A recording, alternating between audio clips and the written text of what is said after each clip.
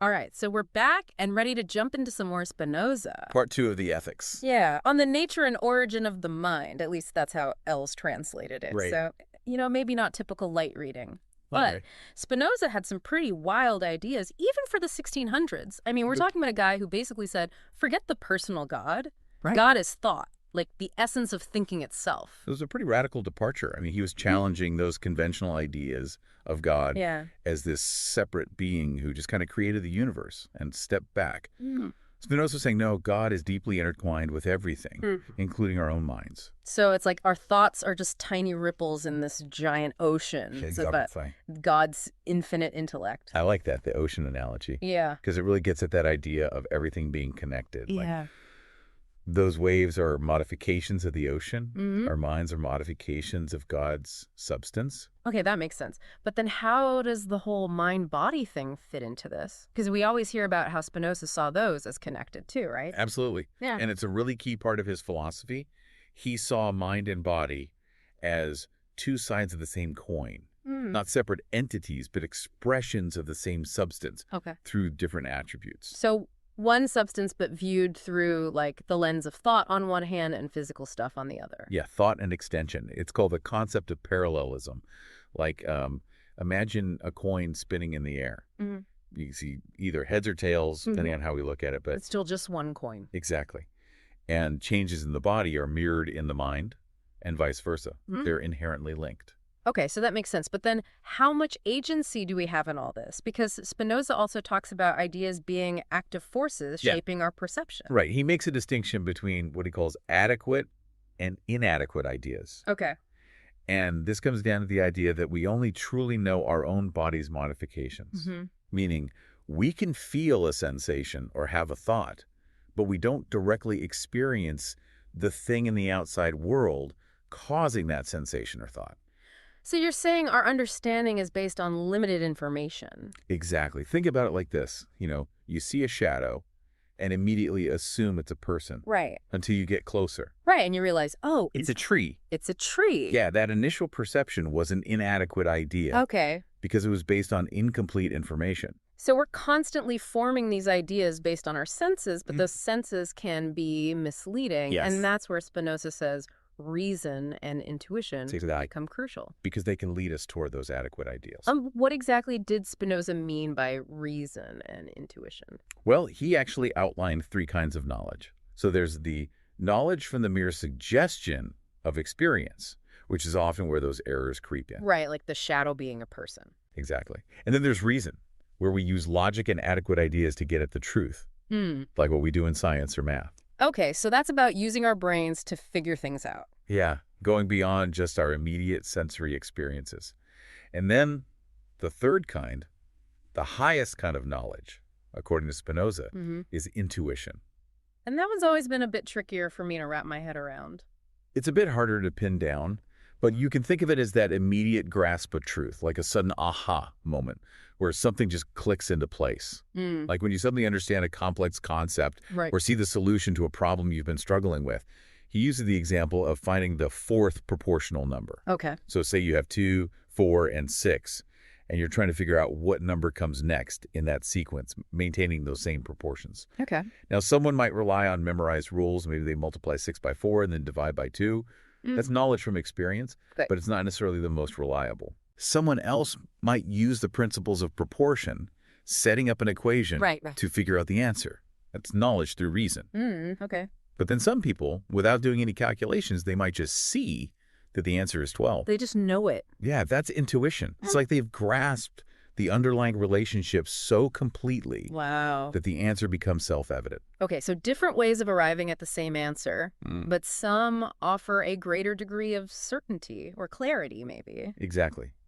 And Spinoza would say we should always strive for that level of intuitive knowledge, not just about collecting facts, but understanding the deeper connections and causes behind things. And this is where it starts to tie back to his whole idea of God, right? Yes. If everything is a modification of this thinking substance, then understanding those connections is like getting closer to understanding God or nature itself. Exactly.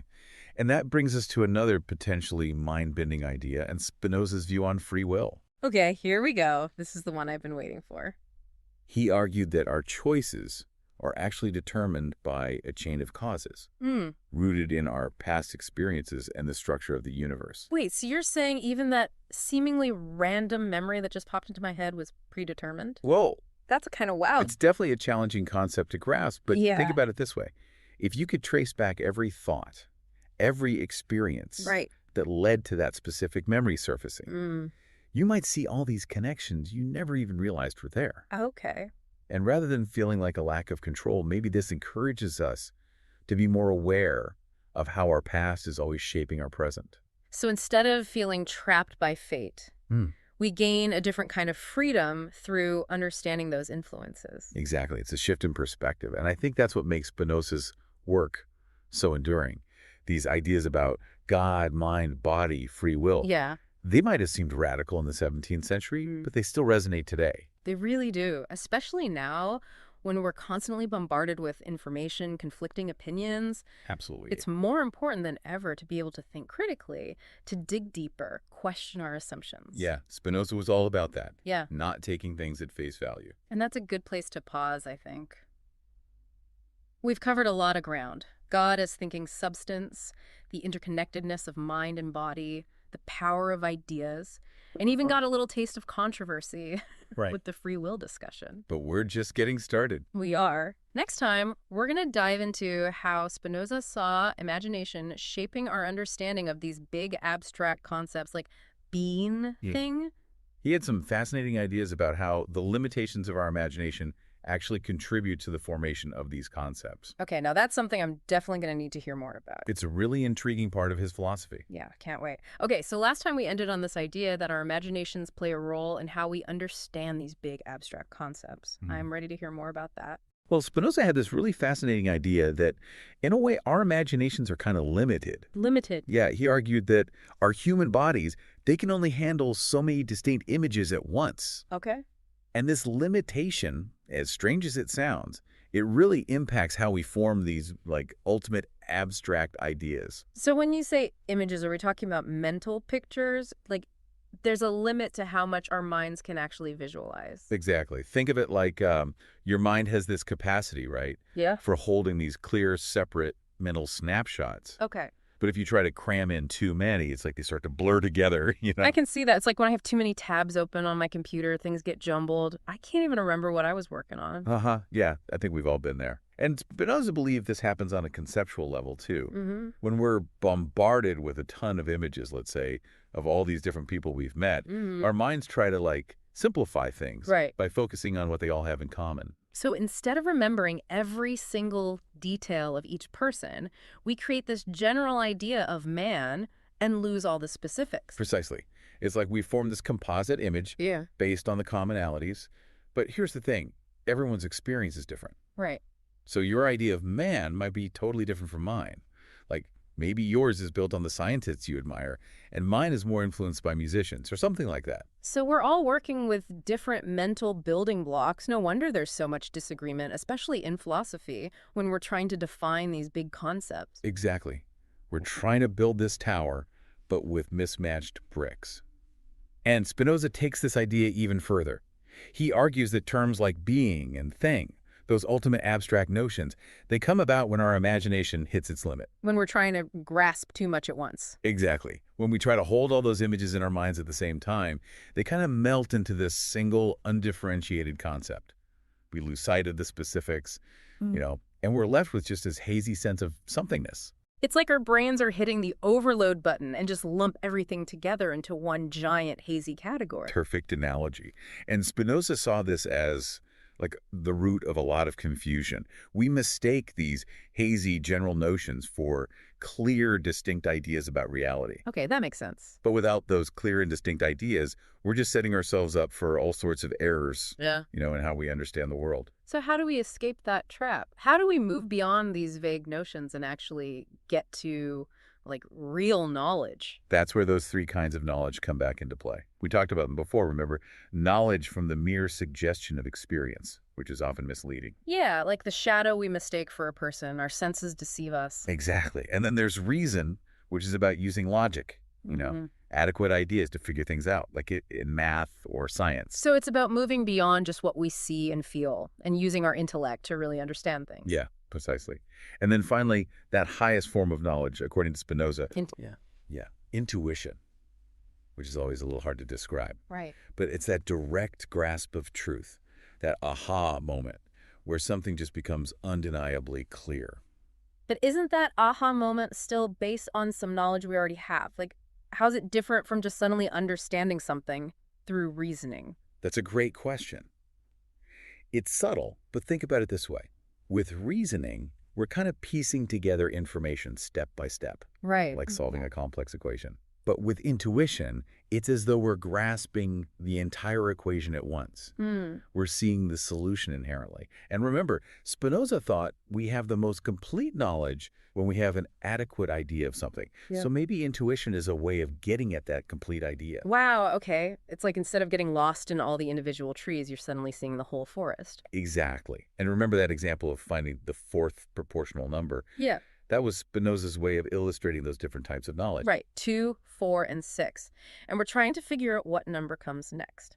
Yeah, so a tradesman might just multiply 6 by 4 and then divide by 2, just going off of some rule he memorized. Okay, that's the knowledge from experience. Right, but it's not super reliable. And then someone else might use proportions, like a mathematical equation, to get to the Well, it's answer. reason. Reason, right? But then you have those people who just, without even thinking about it, they just know it's 12. They just see it. Yeah, that's intuition at work. They've understood the relationship so well Hmm. that the answer just appears self-evident. No calculations needed. So different levels of understanding can get you to the same place, but some are more, I don't know, certain, clearer, maybe. Exactly. And Spinoza would say we should aim for that intuitive knowledge whenever we can. It's not just about knowing a bunch of facts. It's about understanding the connections, the causes behind things. And this is where it all circles back to God, right? If everything is a modification of this thinking substance, Yes. then striving for this kind of knowledge, Right. it's like we're striving to understand God or nature itself. It's all connected. And that brings us to, well, a bit of a tougher question. How does this all play out in our everyday lives? I mean, if our choices are determined, like Spinoza said, Yeah. how much does this understanding actually change how we act? Well, that's where things start to get really interesting, because we're starting to bump up against the ethical implications of Spinoza's philosophy. Hmm. He might have argued that our actions are determined, Hmm. but he also believed that understanding those causes, it could actually lead to a greater sense of freedom. Okay, so maybe not freedom in the traditional sense of like, I can just choose to do whatever I want. Right. It's not about that. It's more about recognizing the influences that are shaping our choices and that awareness, that understanding. Mhm. That in itself is a kind of freedom. So it's like instead of feeling like we're just randomly making decisions, we start to see the patterns, the influences at play, and that changes things. I see that, but there's still this one thing that I'm wrestling with. If everything is a modification of God and God is this perfect thinking substance, how do we account for evil? Doesn't that seem like a contradiction? Now that is a question that's been puzzling philosophers for ages. Yeah. And Spinoza, he had a really unique and maybe even radical perspective on it. Okay, I'm definitely intrigued. Lay it on me. Okay, so how did Spinoza address this whole problem of evil? Because it seems like a real head scratcher if God is supposed to be this perfect being. Right. It's a tough one. But instead of getting bogged down in the traditional debates about, like, why a good God would allow suffering, Spinoza kind of flipped the script. He argued that what we perceive as evil, it's not some, like, inherent quality of the universe. It's more about our limited perspective. So it's like those inadequate ideas we were talking about earlier. We're misjudging things because we only see a tiny piece of the puzzle. Exactly. Spinoza believed that good and evil, they're really human judgments based on our desires or experiences. Yeah. Something that seems awful from one point of view might actually be neutral or even beneficial from a broader perspective. Okay, so it's all relative. Like a forest fire might be devastating for the trees and animals right there, but it could also be necessary for new growth, for the health of the ecosystem as a whole. Right. A perfect example. Yeah. Spinoza would say we tend to get hung up on the negative stuff because, we're naturally concerned about our own well-being and the well-being of those around us. Yeah. But from God's perspective, which encompasses all of existence, there is no good or evil. There's just the unfolding of nature according to its own laws. Wow. Okay. So are you saying that we should just accept whatever happens, even if it seems horrific? Like, just shrug our shoulders and say, well, that's just nature taking its course? Not quite. Spinoza wasn't advocating for passive resignation. It's more that he saw this understanding of the true nature of things, even the causes of what we call evil, as a way to empower us, to help us act more effectively and ethically. Okay. So instead of getting caught up in judging whether something is good or evil, we should focus on understanding the causes behind it, like why people are suffering, and then trying to make things better. Exactly. He believed that the pursuit of knowledge, especially knowledge of God or nature, was the path to true freedom and happiness. Hmm. The more we understand how everything is connected, the less we're swayed by those limited, egocentric perspectives that can lead to so much fear and hatred and suffering. I'm really seeing how these ideas, even though they're from centuries ago, are so relevant to what's happening today. There's so much information out there, so many conflicting opinions. Right. And Spinoza's emphasis on clear and distinct ideas, on understanding those underlying causes, it's like an antidote to all the chaos. Absolutely. He provides us with this framework for navigating the complexity of life, for arriving at a more grounded and meaningful understanding of ourselves and the world. Hmm. And that, for Spinoza, is where true freedom lies. Not in some illusion of complete free will, but in the power of understanding. Wow. It's like he's giving us a roadmap to a more enlightened way of being in the world. Maybe there aren't any easy answers, but he gives us the tools for deeper understanding, for more meaningful action. I think that's a great way to put it. And maybe the most important takeaway from all of this, from Spinoza's entire ethics, is that even if we don't have complete free will in that traditional sense, we can still choose to strive for greater self-awareness, to Hmm. cultivate our understanding of the world, to act in ways that bring more harmony and well-being for ourselves and for others. That's a really powerful thought, and I think it's a perfect place to wrap things up. This deep dive into Spinoza has been a wild ride. It's really challenged me to rethink some of my most basic assumptions, to see the world in a whole new way. I'm glad to hear that. Yeah, it's been eye-opening, and I hope it's done the same for you, our listeners. If you're feeling inspired to explore more of Spinoza's ideas, well, there's a whole universe of thought out there waiting to be discovered. But for now, we'll leave you with that. Keep seeking knowledge and keep diving deep. Until next time.